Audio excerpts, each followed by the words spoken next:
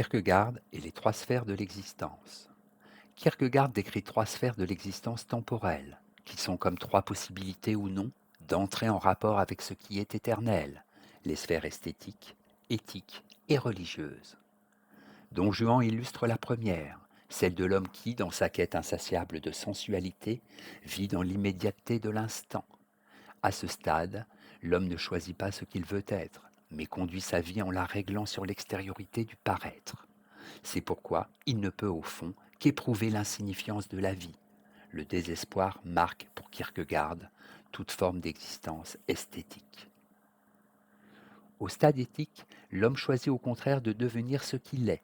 Par cet acte, il pose la différence entre le bien et le mal. Le mariage, qui engage le sérieux et la responsabilité du choix, se présente comme une décision éthique. Mais le stade éthique ne peut se suffire à lui-même, l'homme y rencontrant la possibilité de la faute, et c'est pourquoi il conduit à la sphère religieuse. L'homme reconnaît alors qu'il ne peut accéder par lui-même à la vérité, il ne peut être sauvé que par Dieu. Penseur de l'existence singulière contre les philosophies qui réduisent l'existence à un concept, Kierkegaard est un précurseur de l'existentialisme moderne. Élevé dans une foi luthérienne très stricte, Søren Kierkegaard est un penseur de l'existence. À ce titre, il apparaît comme un ancêtre de l'existentialisme moderne. Contemporain de Hegel, philosophe rationaliste systématique, Kierkegaard s'est toujours élevé contre la domination du concept en philosophie. Tandis que Hegel prétendait réconcilier le concept absolu et la vie, Kierkegaard fait valoir en philosophie le droit de l'existence individuelle et de la subjectivité.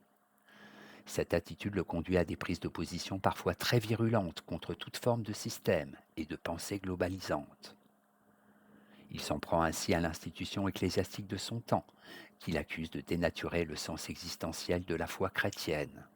Kierkegaard entend renouer le rapport de l'homme à l'absolu par la singularité de l'existence, dans un face-à-face de l'homme avec son Créateur.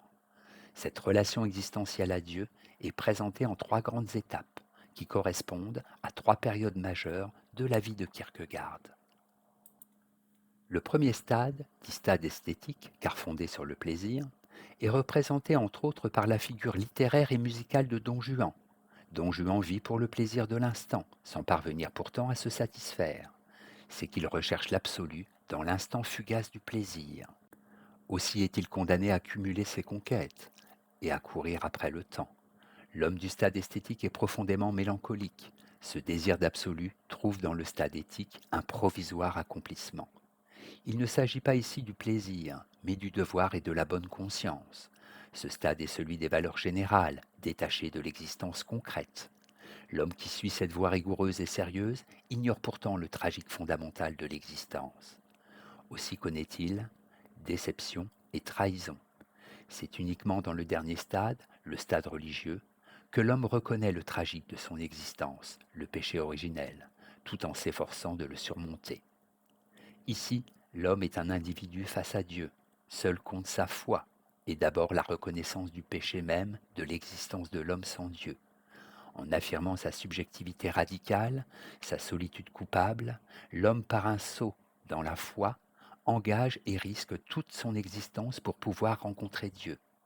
Car c'est dans le rapport personnel entre la foi du croyant et la personnalité de Dieu que se constitue le concept de foi. La philosophie de l'existence de Kierkegaard a influencé l'existentialisme moderne. Sartre notamment, qui développe un existentialisme athée en affirmant le rôle central du sujet singulier et de sa liberté et l'épreuve décisive de l'angoisse existentielle. L'existence précède l'essence, autrement dit, l'homme n'a pas d'abord une essence ou nature, en fonction de laquelle il va ensuite exister. Il n'est rien par essence, il existe, c'est-à-dire qu'il vit son être sur le mode du projet. Il a ainsi tout à être, à devenir, à faire. Affirmer l'existence contre toute théorie essentialiste ou positiviste, c'est accorder un droit absolu à la liberté humaine individuelle.